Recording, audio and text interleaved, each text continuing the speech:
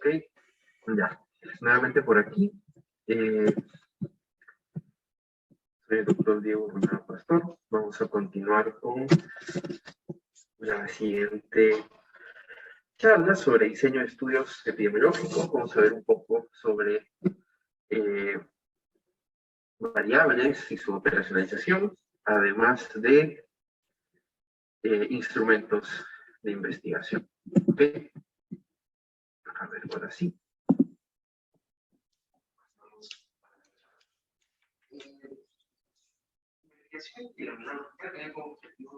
Al desarrollar conocimiento, como ya hemos ido viendo a lo largo de todas estas charlas, la información necesaria se deriva principalmente de la observación, como hemos ido viendo a lo largo de planteamiento de problemas, autoría, todos esos puntos, todo se deriva principalmente de la observación. Vamos a nosotros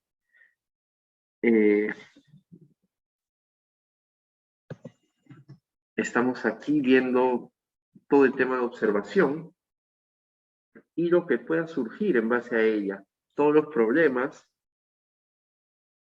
que podamos nosotros evaluar y a lo largo de esta observación podamos delimitar, podamos plantear, plasmar varios puntos importantes que después pues pondremos a prueba mediante el método científico. Por ello, es necesario desarrollar estrategias para determinar el tamaño de muestra, estrategias de medición, subgrupos, que permitan estudiar subgrupos, que permitan hacer extrapolaciones hacia toda la población. Y tenemos diversas propuestas para clasificar los estudios epidemiológicos. Según el tipo de asignación de la exposición, según el número de mediciones que realizamos a cada sujeto para evaluar la exposición o desenlace, según la temporalidad de la exposición o el evento, según los criterios usados para la selección de la población a estudiar, según la unidad de análisis en la cual vamos a medir nuestras variables, o en la que se miden las variables, perdón. Todo esto, estas diversas clasificaciones las vamos a ir aterrizando de forma más tangible en las siguientes diapositivas con ejemplos y un mayor desarrollo. No hay problema. Según la asignación de la exposición, tenemos tres tipos: experimentales, pseudoexperimentales y no experimentales. ¿Cuál es la definición de cada uno? En los experimentales, el investigador controla la asignación a la exposición y mediante la aleatorización como método de asignación. Los pseudoexperimentales, aquí el investigador controla la exposición, pero no utiliza procedimientos para aleatorizar. Y en los no experimentales, la exposición se da sin la participación del investigador y según variables que están fuera de su control. Vamos a ver luego cómo estas distintas formas de clasificar estudios van a confluir y vamos a poder tener pues que un estudio se puede clasificar de acuerdo al número de mediciones, asignación de exposición, y va a tener nombre, apellido y hasta segundo apellido. Según el número de mediciones que se realicen en cada sujeto de estudio, tenemos los longitudinales, se realiza al menos 2 mediciones, una condición inicial y otra para ver la ocurrencia del evento. Y por otro lado, los transversales, en los cuales hay una sola medición de los sujetos y se evalúa de forma concurrente la exposición y el evento de interés. Aquí entonces nosotros tenemos pues algunos ejemplos, estudios de cohorte y estudios transversales simplemente, ¿no? Descriptivos. Por otro lado tenemos aquí un gráfico en el cual vamos a poder ver de forma más directa a qué nos referimos con esto. Mientras que voy a activar el puntero. Ya. Aquí vamos a ver, mientras que en el caso de los longitudinales vamos a tener una medida 1, medida 2, pueden ser 3, 4, 5 medidas, pero basta que tenga más de una. Durante estas medidas, vamos a ver que la exposición se va a dar en un momento y el evento se va a dar posteriormente. Va a tener que guardar al menos esta característica. Y aquí vemos lo contrario. Vemos que es una sola medida. En estos estudios de una sola medida, transversales, el evento o el desenlace y la exposición se pueden dar al mismo tiempo. O bueno, en realidad, perdón, me he expresado mal. Los vamos a medir al mismo tiempo. Vamos a medirlos al mismo tiempo. Por lo tanto, no vamos a poder afirmar que la exposición se da antes que el desenlace o el evento, o viceversa. Carece de temporalidad. Y ese es un principio fundamental para poder hablar de asociación causal.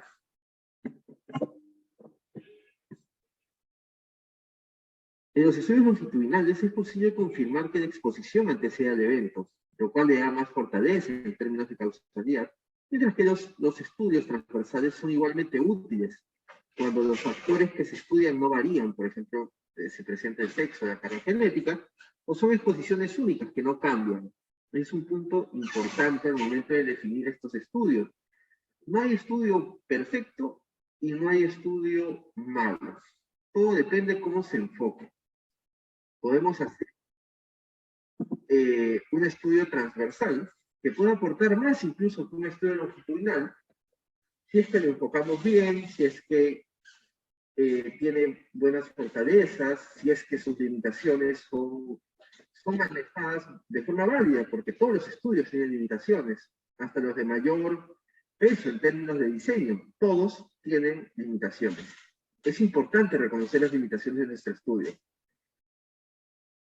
Tenemos que reconocer nuestras limitaciones y trabajar con esas limitaciones.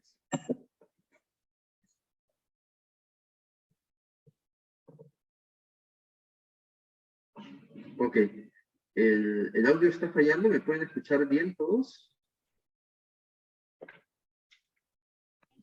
Un poco lejano y bajo. Ya, voy a acercarme más, tengo que poner la mascarilla.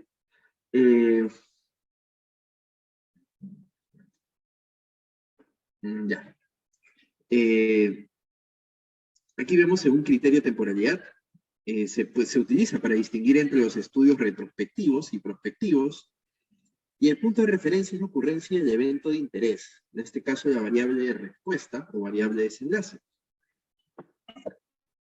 Por ejemplo, aquí vemos, ¿no? Estudios retrospectivos es donde nosotros vamos a estar aquí, en la actualidad, y vamos a ver un evento que ya ocurrió y que nosotros estamos evaluando cuando ya ocurrió. Por eso es retrospectivo. Por ejemplo, si yo quiero realizar un estudio para ver factores de riesgo a mortalidad por COVID-19, yo puedo plantearlo como una cohorte prospectiva o como una cohorte retrospectiva. Cada una va a tener sus fortalezas y limitaciones, mientras que en la cohorte prospectiva va a requerir mayor logística, mayor desarrollo, mayor presupuesto. En la cohorte retrospectiva va a ser algo de menos complejidad, pero que igual nos va a poder aportar temporalidad y donde nosotros vamos a recolectar la información, pues cuando ya los pacientes hayan culminado este proceso, ¿no? Si es que el evento es mortalidad, pues ya se ha definido su estado vital. Vamos a partir de ese punto. El retrospectivo es el iniciar el que ocurrió. Y el investigador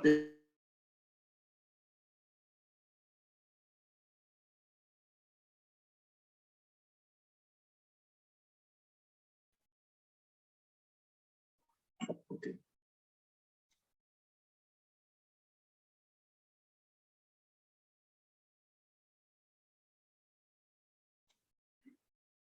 Mientras que los estudios prospectivos son diferentes. Los estudios prospectivos parten, nosotros estamos aquí, cuando elaboramos el estudio, y aquí se da el evento. ¿Cuál es la característica? Que los sujetos de estudio están libres del evento de interés al iniciar su participación en el estudio. Al momento de enrolarlos a la cohorte, no han desarrollado el evento de interés o el desenlace. Y la ocurrencia del evento se tiene que registrar durante el estudio. Estudios prospectivos y estudios retrospectivos. Prospectivos se pueden diseñar instrumentos de medición y tener registros.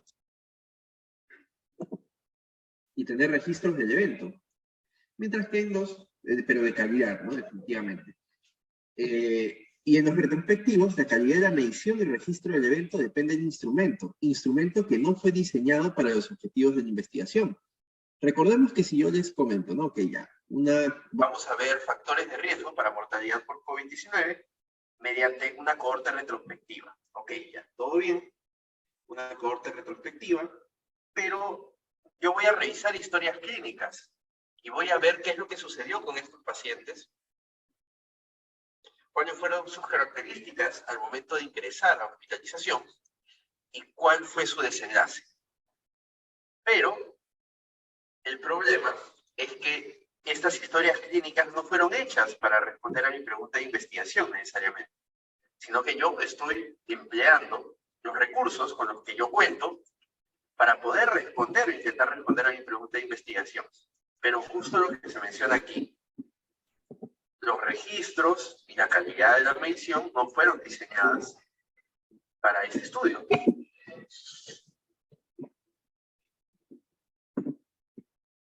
Y es un punto que tenemos que tener en cuenta siempre. Según la selección de los participantes, se clasifican en 3 tipos, de acuerdo a la exposición, de acuerdo al evento, y de forma indistinta. Nosotros podemos seleccionar a los participantes de acuerdo a la exposición, expuestos y no expuestos. Por ejemplo, aquí vemos, ¿no? Durante el estudio se determina la ocurrencia del evento.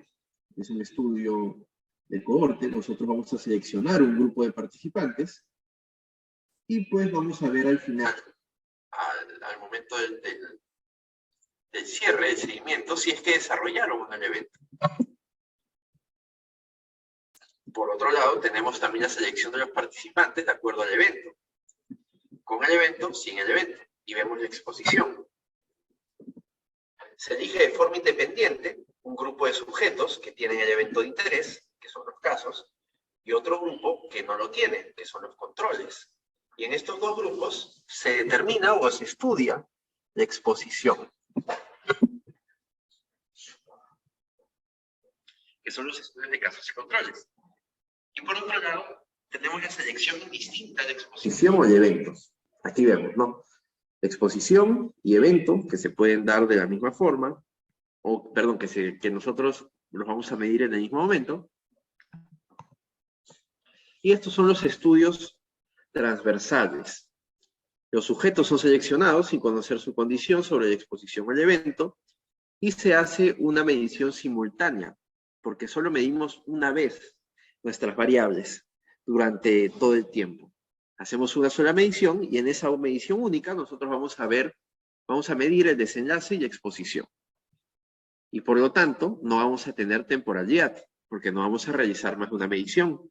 Y la temporalidad es lo que nos permite, pues, es un criterio para poder hablar de causalidad. Comparación. En términos de causalidad, tiene mayor peso los estudios de cohorte, seguido por los casos y controles, y seguido por los transversales. Entonces hablamos que primero, en términos de causalidad, en estudios observacionales, solo observacionales, tenemos la cohorte, seguido por los casos y controles, y seguido por los transversales.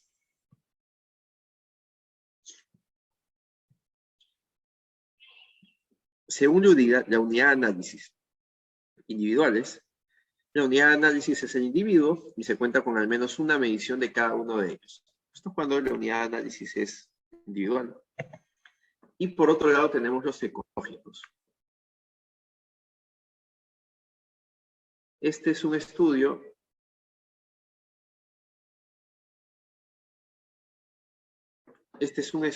también conocido como de conglomerados. La unidad de análisis es un grupo, puede ser un país, puede ser un distrito, y los datos de eventos y exposición no se encuentran a nivel individual, sino a nivel de cada grupo. Y nosotros vamos a poder tener un porcentaje, un promedio, sí, pero a nivel grupal, no a nivel individual.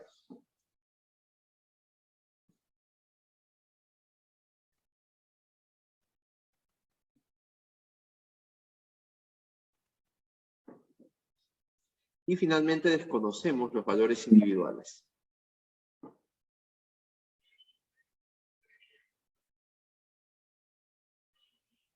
Ya. Esta clasificación en escala ordinal se basa en la evidencia que aporta cada diseño para establecer relaciones causa-efecto entre dos variables de interés.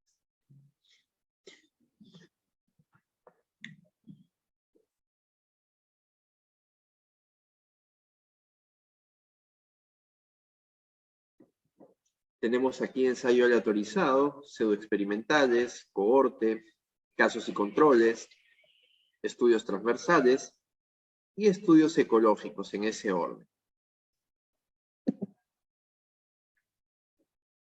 Aquí vemos un gráfico que nos va a permitir presentar y entender un poco más esta clasificación, la cual es, como les comenté, se puede clasificar de más de una forma a los estudios. Un estudio puede ser observacional, retrospectivo, por ejemplo, ¿no? Observacional, retrospectivo. Otro estudio puede ser observacional, prospectivo, como de cohorte. Y dentro de los observacionales retrospectivos podemos tener casos y controles o podemos tener cohortes retrospectivas. Y por otro lado, dentro de los observacionales podemos tener también transversales, una sola medición.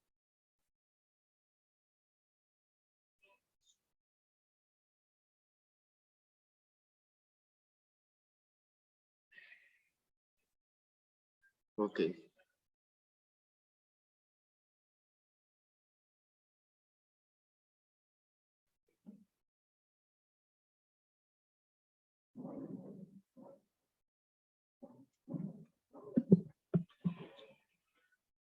Además, bueno, tenemos dos estudios que no van a estar incluidos dentro de este gráfico. Tenemos estudios ecológicos y tenemos metaanálisis.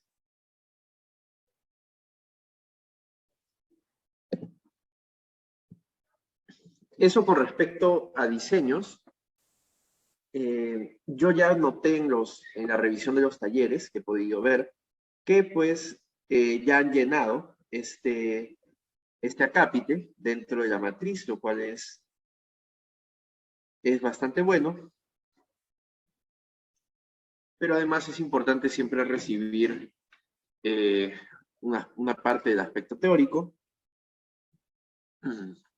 Pasamos con variables y su operacionalización, que es una clase importante, es una charla importante, nos va a permitir a nosotros, ok, una vez ya elegimos el diseño, ¿qué es lo que continúa? Quiero ver, ok, ¿cómo voy a medir mi variable de interés o mis variables de interés? Si es que estoy buscando la asociación entre dos variables, incluso si es que yo estoy considerando otras covariables, ¿cómo voy a medirlas? ¿Qué es lo más apropiado?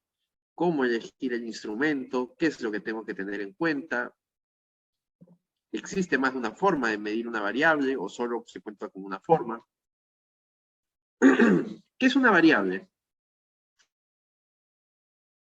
Dato característica que varía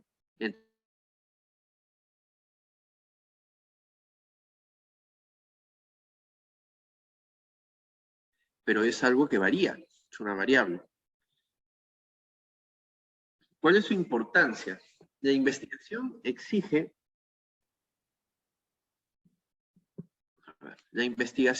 la observación, medición y análisis. Es la base del problema, la hipótesis y los objetivos. Y tenemos distintas clasificaciones de las variables. Tenemos variables clasificadas según su naturaleza, según sus valores, según la escala y según la función. Según su naturaleza, podemos definirlas o clasificarlas como cualitativas y cuantitativas, según los valores que toman, como discretas o continuas, según la escala, como nominal, ordinal, intervalo o razón, y según la función, como dependiente, independiente o confusora. Las variables, según su naturaleza, van a ser cualitativas, según lo que comentamos, cualitativas o categóricas, y por otro lado, tenemos a las cuantitativas. ¿Cuál es la diferencia? Cualitativas o categóricas no se miden numéricamente. Ejemplo, fumador, si fuma o no fuma. Tenemos aquí resultado de diagnóstico, positivo o negativo. Estas variables se van a calificar. Por otro lado, las variables cuantitativas sí se miden numéricamente. Por ejemplo, edad.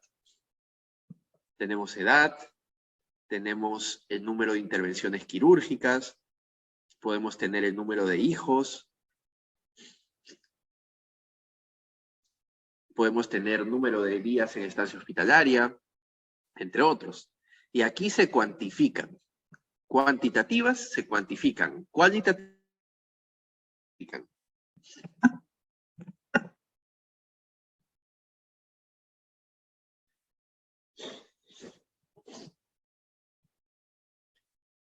Acá tenemos discretas o continuas. Discretas se miden numéricamente. Sí, pero son valores enteros. Por ejemplo, número de hijos. Yo tengo, por ejemplo, no puedo decir, tengo 3 hijos, tengo 2 hijos, tengo un hijo, pero no puedo decir tengo 1.3 hijos, 1.4 hijos, no puedo tener 3.14, 15 hijos, no puedo. Son números enteros. Mientras que por otro lado, las variables continuas sí pueden ser, o sea, bueno, definitivamente son numéricas, y tienen una escala infinita de valores dentro de un rango. Por ejemplo, peso, 60 kilos, 60.5 kilos, 60.8, 70. Temperatura de un paciente, 37.5.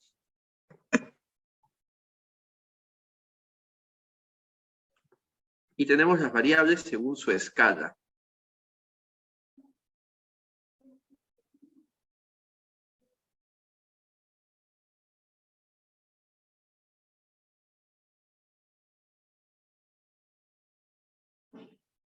Según su escala tenemos nominal, ordinal, intervalo y de razón. Ok. Escala nominal es cualitativa, sí. No hay una relación mayor que o menor que. ¿Comparado con quién? Con las ordinales. Las ordinales, como dice su nombre, establecen un orden, un gradiente de menor a mayor o viceversa. Y mientras que las nominales no hay gradiente. Ejemplo, sexo, estado civil, zona de residencia.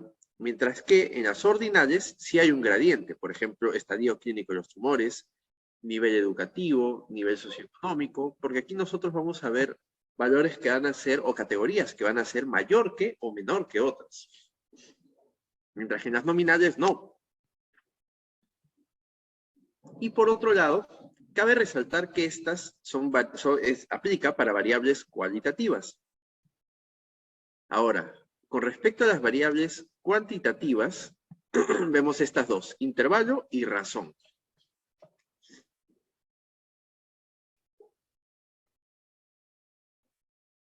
Vemos aquí intervalos o distancias iguales. El 0, como tal, es una convención o es arbitrario y no necesariamente indica ausencia de la cualidad o ausencia de la variable. Por ejemplo, la temperatura. Sí podemos estar a 0 grados y no es que no exista temperatura, sí existe, pero estamos a 0 grados. Mientras que en el caso de razón, el 0 absoluto, como tal, sí indica ausencia del fenómeno y se permite comparaciones de razones. Por ejemplo, si yo tengo 0 de longitud, pues sería un poco extraño, ¿no? Decir que hay 0 de longitud, sino, o día 0, ¿no? 0 días, 0 de presión sanguínea, podríamos hablar que ahí sí está ausente la variable. Tenemos, o sea, 0 de longitud, pues no se ha medido la longitud. Hablando ya en tema de datos, pues lo consignaríamos como un dato perdido. Esto ya dentro del manejo de datos. Y finalmente tenemos las variables según su función.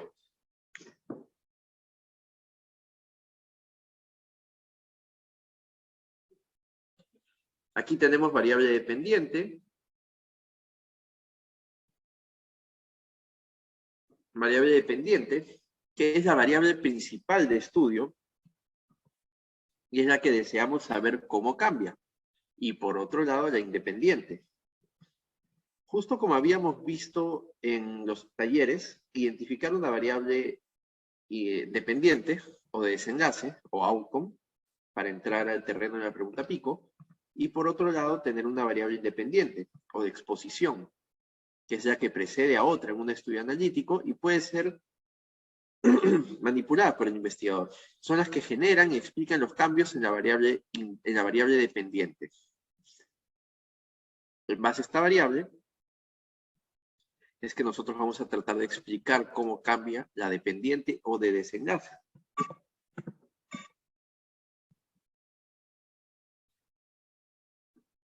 Aquí vemos, ¿no? En estudios experimentales tenemos variable de intervención, que es independiente, y la variable de resultado o desenlace, que es la dependiente. Y confusoras. Confusoras, variables que pueden confundir la relación entre la variable independiente y la dependiente. Pueden llevar a sesgos, es decir, cuando observamos una asociación no causal entre la exposición y el evento de estudio. ¿Son importantes las confusoras? Sí son importantes. Si no las tenemos en cuenta, podemos llegar a una conclusión errónea. Es importante considerar las variables confusoras o la confusión dentro del análisis y dentro del planteamiento del diseño.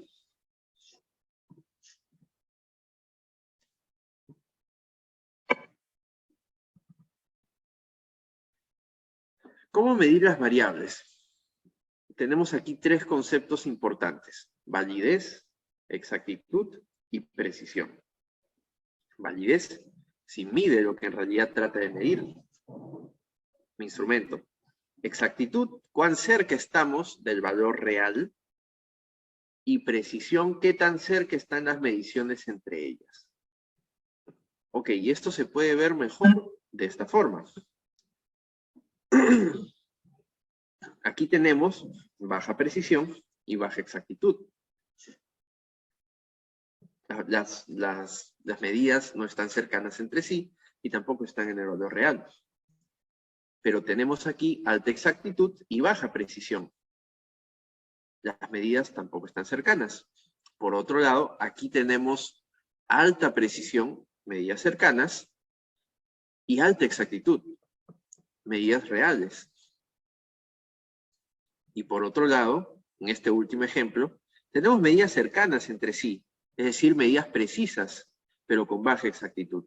No están cerca al valor real aquí al centro, ¿no?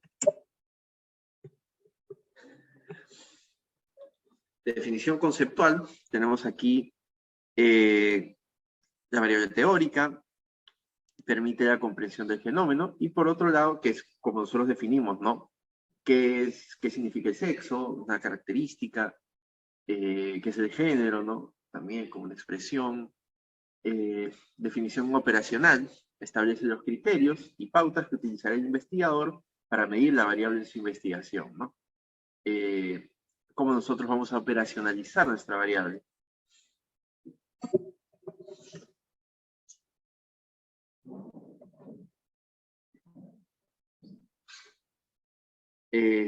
Aquí vemos, ¿no? ¿Cómo yo voy a operacionalizar mi variable? Primero identifico la naturaleza de esta. Después identifico cómo la voy a medir, si directa o indirectamente, y voy a seleccionar los indicadores que fueren necesarios. Voy a elegir la escala de medición, elijo los instrumentos y el procedimiento para medirlos, es decir, cómo, mediante entrevista, mediante un cuestionario, una encuesta, cómo yo voy a elaborar esta encuesta, en qué me voy a basar para elaborar esta encuesta, voy a validar esta encuesta, no la voy a validar, ya está validada. Y finalmente definir la forma en que expresaré la variable, perdón, los valores de la variable para el análisis. Yo puedo recolectar una variable de forma numérica, pero si, por ejemplo, polifarmacia, ¿no? Siguiendo el ejemplo anterior. Polifarmacia, yo la puedo recolectar, o en realidad debería quizás de recolectarla, como valor numérico. Y posteriormente lo que voy a hacer yo es categorizarlo. Pero así como se me ocurre categorizarlo, de repente 1 o más, 2 o más, no. Para eso yo tengo que elegir, en base a la literatura, en base a la revisión de literatura que yo voy a realizar, voy a elegir cómo categorizar mi variable. Si la dicotomizo, si la coloco como variable politómica, y en base a qué criterio. Ok, la literatura me dice que pues pueden ser 5 más, para hacer 5 más medicamentos bajo prescripción médica, para considerar como polifarmacia, así como también puedo considerar otro criterio, otra definición, de 3 o más. Entonces, yo puedo recolectar la variable de una forma, pero finalmente la analizo de otra forma. ¿Y por qué? ¿Por qué recolecto de forma numérica y después expreso de forma categórica? Depende, puede ser para una mejor interpretabilidad, entre otras opciones, ¿no? Tenemos aquí un ejemplo de una matriz de operacionalización de variables.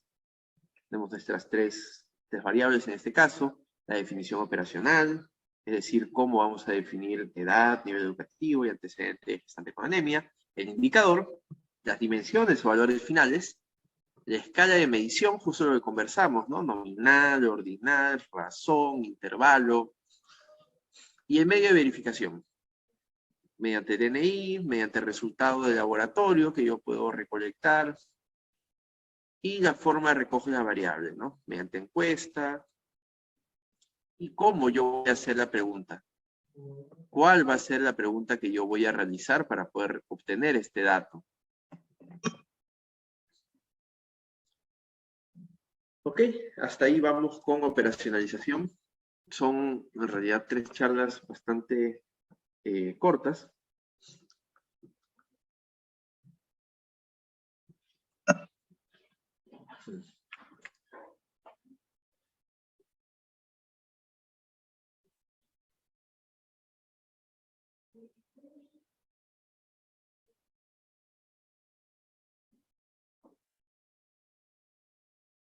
Ok, vamos con la última parte de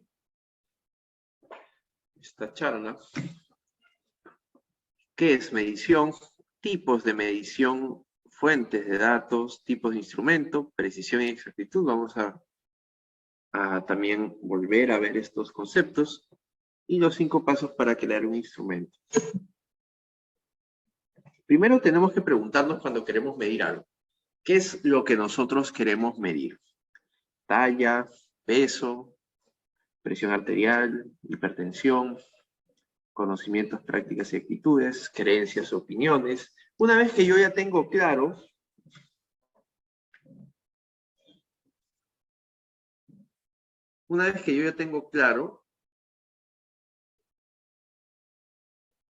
cómo, o bueno, qué es lo que yo quiero medir,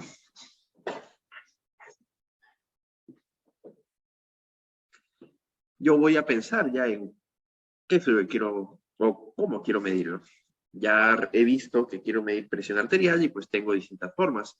Puedo hacerlo mediante autorreporte, preguntándole, ¿no? Señor o señora, ¿usted sufre de presión alta? ¿O usted sufre o toma usted pastillas contra la presión o para combatir la presión?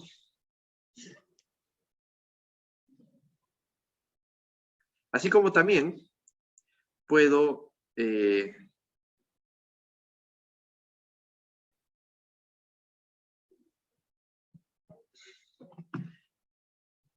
puedo medirlo así, o también puedo medirlo mediante un tensiómetro, también, ¿no? Es otra opción. El peso y la talla de igual forma. Puedo utilizar un autorreporte, pero también puedo utilizar un tallímetro, una balanza. Y hay muchos tipos de balanza también, ¿no? Concepto de medición. Tenemos que recolectar datos de buena calidad y de una manera sistemática.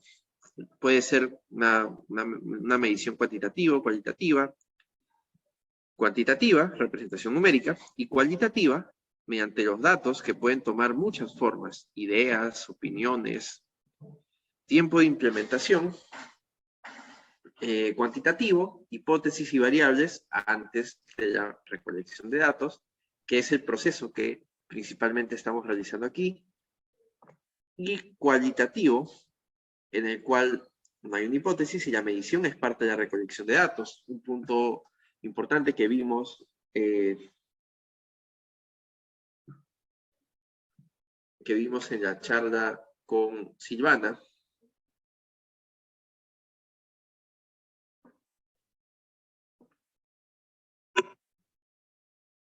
Aquí tenemos lo siguiente. Medición cuantitativa.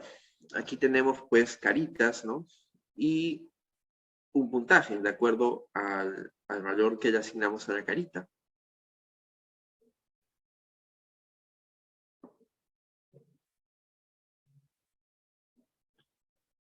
Y en base a eso, pues vamos a obtener un puntaje global, ¿no? A cada uno de estos ítems le vamos a asignar un puntaje de acuerdo a las caritas, según lo que nos refiera el participante o el evaluado. Y finalmente vamos a obtener un promedio total, ¿no? Ok, digamos sumando y dividimos entre el número total de ítems y obtenemos un promedio. Es decir, un valor numérico. Ese valor numérico luego vamos a poder interpretarlo, es decir, en base al valor numérico, nosotros vamos a poder situar, en base al promedio, que ahora está, vamos a poder situar en uno de estos conceptos, ¿no?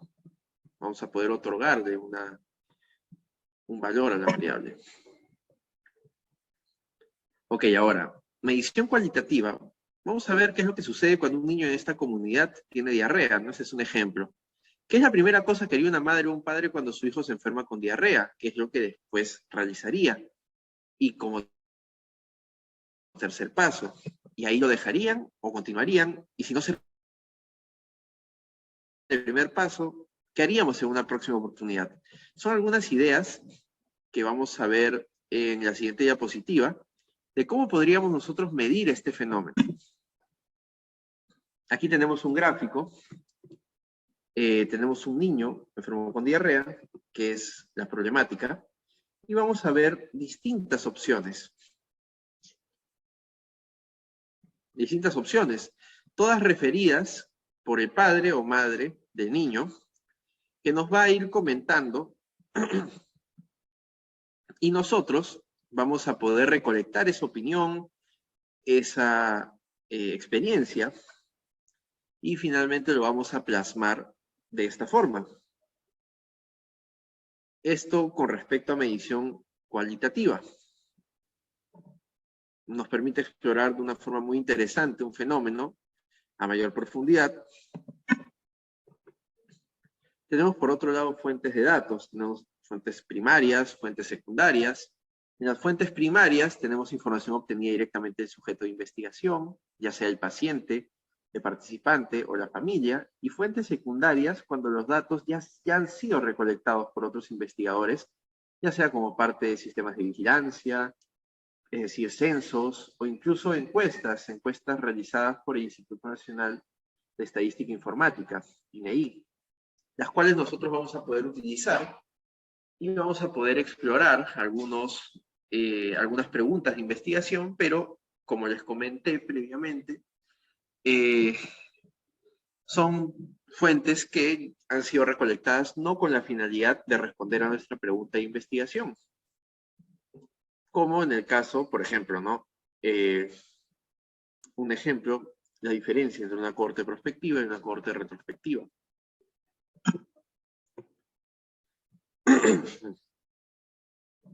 Acá tenemos tipos de instrumentos de recolección de datos.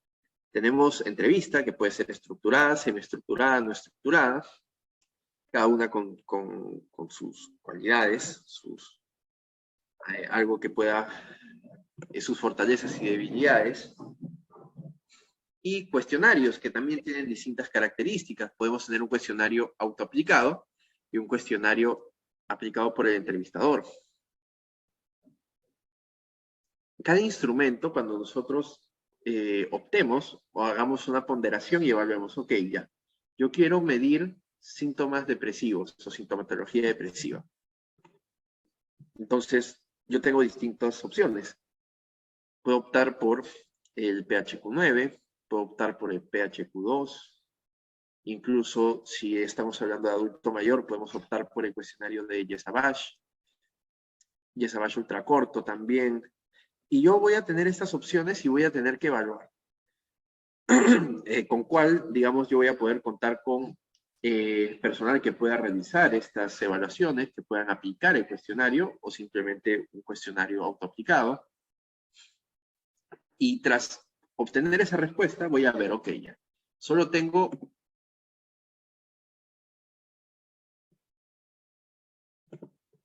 ok, yo solo tengo posibilidad de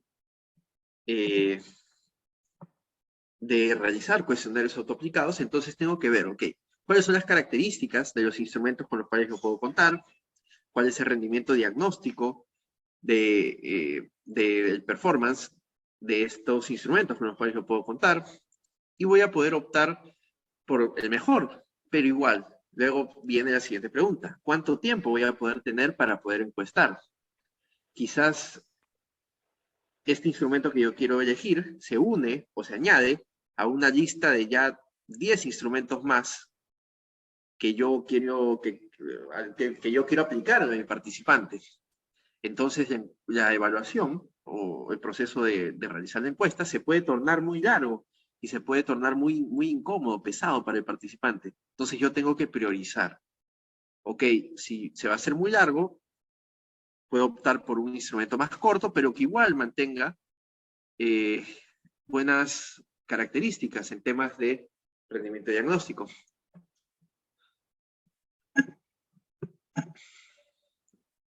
Aquí tenemos algunas respuestas, ¿no? Preguntas cerradas, preguntas abiertas. Las preguntas cerradas brindan opciones cerradas de respuesta al encuestado, tienden a ser más fáciles de contestar y también de analizar, pero no necesariamente tienen todas las respuestas a la pregunta. Si bien son más fáciles de analizar, puede que tengamos respuestas que no encajen dentro de estas alternativas, mientras que en las preguntas abiertas, al encuestado se le pide, nosotros le vamos a pedir como investigadores brindar una respuesta con sus propias palabras. Aquí vamos a poder conocer a mayor profundidad lo que pueda percibir o lo que pueda sentir el participante. Pero son más difíciles de analizar. Todo va a depender de qué es lo que nosotros vamos a querer explorar o vamos a querer plasmar.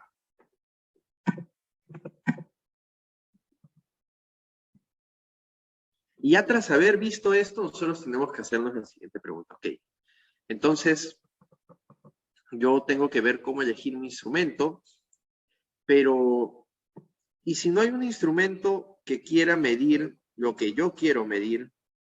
¿Qué es lo que yo tengo que realizar? ¿Es realmente siempre la solución hacer un nuevo instrumento? Ya busqué y no encontré ninguno.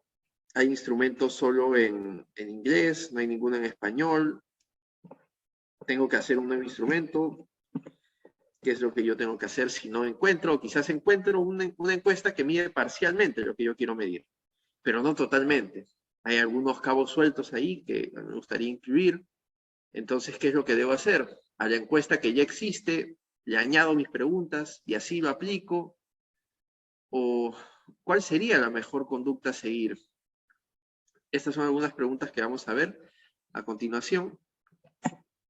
Si bien hay probablemente no, sino hay algunas cosas que no vamos a poder tocar dentro de este aspecto, pero bueno, dentro de la ponencia, vamos a tratar de sintetizar y poder plasmar los puntos más importantes. Paso 1. Debemos de definir qué es lo que nosotros vamos a medir. Debemos tener una idea clara de lo que se quiere medir, una idea simple, corta, bueno, clara y fácil de entender, como medir la prevalencia de diabetes mellitus y definir adecuadamente, conocer todas las posibles definiciones del concepto que yo quiero medir y decidir si mediremos todas o solamente algunas. Puede ser que incluso yo quiera ver una patología, pero yo quiera centrarme específicamente en un grupo de patologías. Incluso si yo tengo múltiples opciones, puedo agrupar algunas en una categoría como otros. Pero esto debo de definirlo igual nuevamente, tras revisar en la literatura.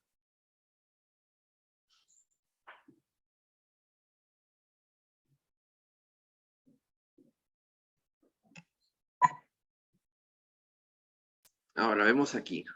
Realizar una revisión de la literatura para conocer mejor el tema, cómo hemos medido anteriormente el tema, ver validaciones de instrumentos previos, evaluar las fortalezas y debilidades del instrumento, y para conceptos más complejos, ¿no? Identificar ítems para el instrumento y poder conocer primero, ok, ya sé qué es lo que quiero medir, ahora voy a ver en la literatura qué es lo existente, cómo se ha medido previamente este concepto. Quizás yo puedo mejorar ese punto con respecto a estudios previos. Puedo yo tener estudios previos en los cuales quizás el punto a favor que yo podría tener es que voy a mejorar la medición.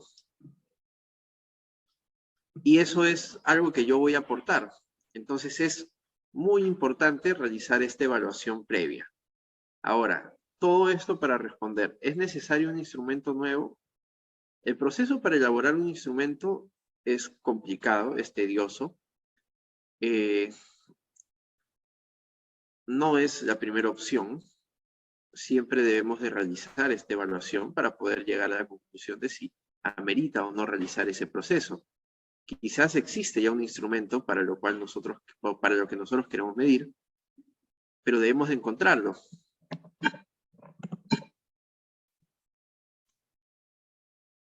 Ahora, operacionalización de un concepto. En caso realmente amerite realizar un instrumento, es un proceso flexible.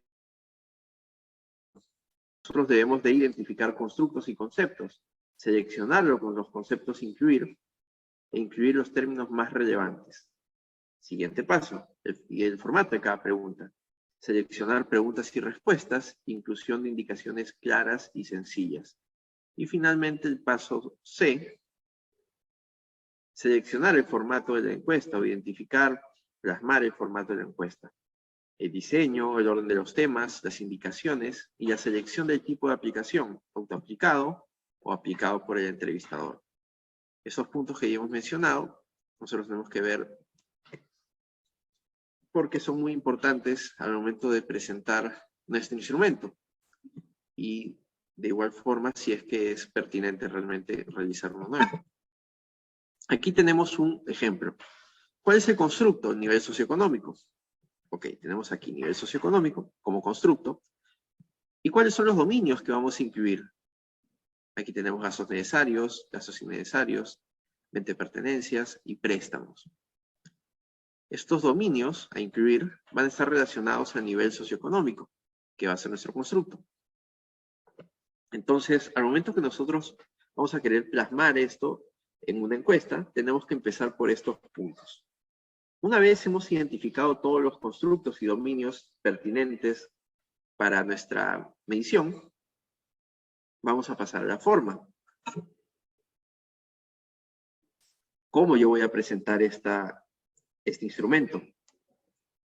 Una vez hemos realizado que ya decidí cómo voy a presentar la pregunta y ya decidí también cómo voy a aplicarla. Si de forma autoaplicada o aplicado por medio de de personal para encuestar o evaluar. Viene probarlo con uno mismo. Tenemos que evaluar la claridad. Nosotros tenemos que evaluar la claridad y fluidez del instrumento. Ahora con otras personas, ¿no? Probar con diferentes grupos de personas, colegas, expertos en el tema, familiares, amigos. ¿Qué es lo que falta incluir en el instrumento? El instrumento es completamente claro. Hay algunos conceptos que se nos pueden haber escapado y puedan ser pertinentes para incluir en la encuesta. Quizás una pregunta no se entiende. Es tema de fraseo y es nuestro momento para poder mejorar ese punto porque una vez apliquemos la encuesta, no vamos a tener opción a cambios, y eso nos va a jugar en contra al momento de la presentación de los resultados, el análisis de datos y la elaboración de conclusiones. Una vez hemos realizado todos los cambios en el punto 4, o definidos en el punto 4, debemos de probar el instrumento en campo. Y recordemos que este es un proceso dinámico, no está escrito en piedra, y nosotros debemos de ir retroalimentando nuestro instrumento a manera de obtener un resultado final que pueda brindarnos una medición adecuada y de acuerdo a los objetivos de nuestro estudio.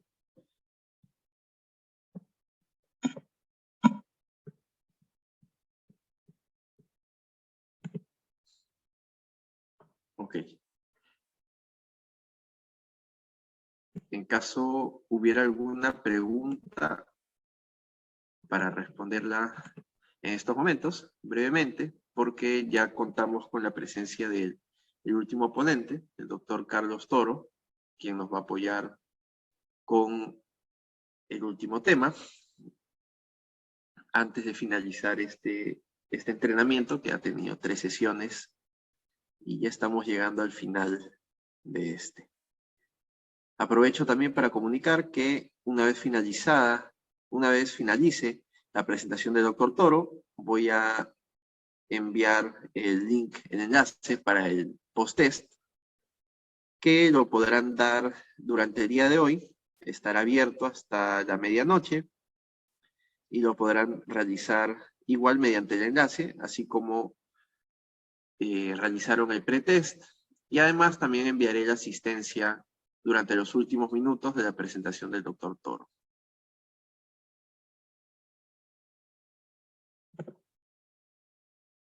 Las ponencias las vamos a ir cargando paulatinamente. Ya están las ponencias de día 1. Estamos cargando las ponencias de día 2. Y las ponencias de día 3 las vamos a tener durante el transcurso del día de hoy.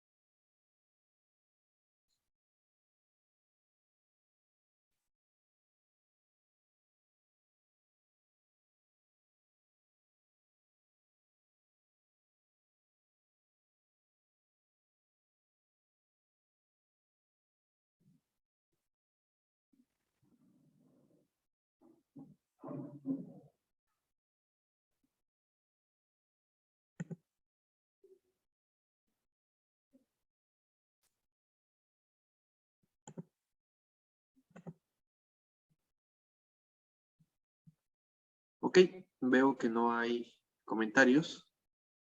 Doctor, yo sí tengo preguntas. Sí, adelante, por favor.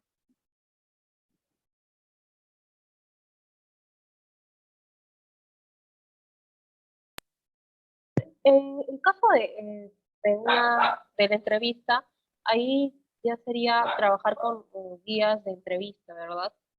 En lo posible, se pide un número de preguntas que no sean tan, o sea, en número demasiadas, o ¿cuál es la recomendación ahí? También si va a seguir una estructura obviamente muy diferente a la de un cuestionario, ¿no? En caso de repente sea un estudio mixto, en donde vamos a necesitar de un instrumento que es el cuestionario y el otro que también está la entrevista mediante la guía, ¿cómo sería?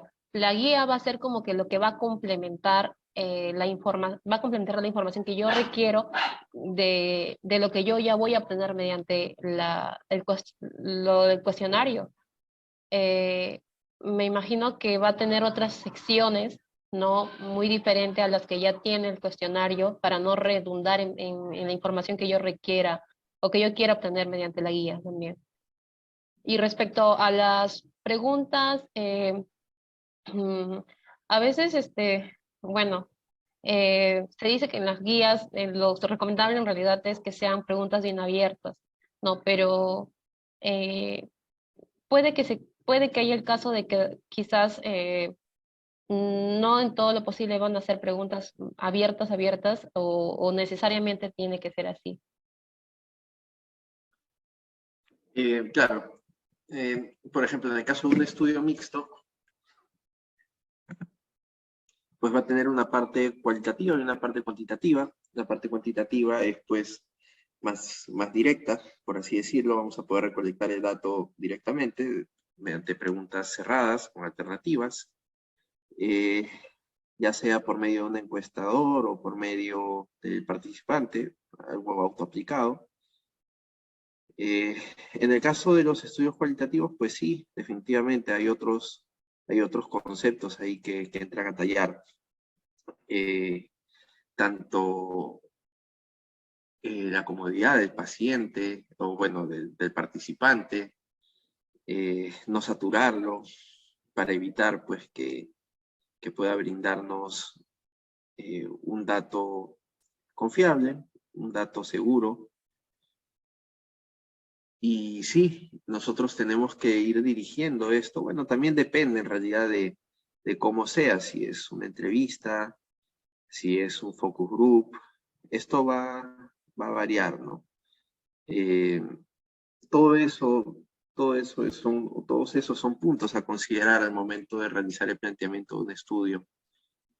Más allá del diseño, por ejemplo, un estudio cuantitativo, nosotros también podemos saturar al participante. Podemos hacer una encuesta de 80 preguntas y realmente pueden quizás estar justificadas las 80, pero las principales no es recomendable, o las más importantes, no es recomendable colocarlas en el número 80, sino priorizarlas, ponerlas al inicio, porque el participante puede llegar a un punto en que se satura y simplemente no desea responder, y vamos a tener ese problema de que el dato más importante lo vamos a tener perdido o mal recolectado.